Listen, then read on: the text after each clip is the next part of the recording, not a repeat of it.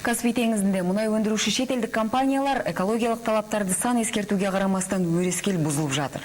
Сондықтан аймаққа жуық арада мемлекеттік деңгейде қатаң тексеру жүргізілмек.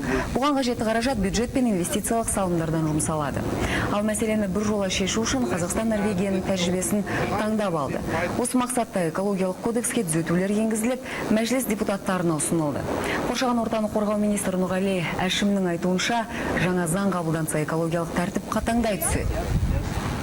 Мы хотим поднять до уровня Норвегии. Норвегияның деңгейіне жету көзделген. Мәселен, заң жобасында мұнай өндірілетін әр жерге 24 сағат жұмыс істейтін бейне камералар орнатылып, оны сол нысандарға бекітілген экологтар бақылайды деген өзгертулер бар. Ерекшелігі сол, апаттың алдын алу мақсатында тәртіпті бақылаушы мамандардың жұмысы ерекше маңызға ие. Егер эколог олқылық жіберген жағдайда қылмыстық жауапкершілікке тартылатын болады.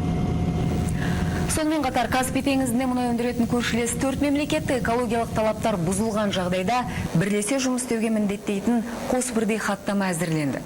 Оған биылғы жылдың тамыз айында Ақтауда өтетін Тегеран конвенциясы тараптарының конференциясында қол қойылмақ.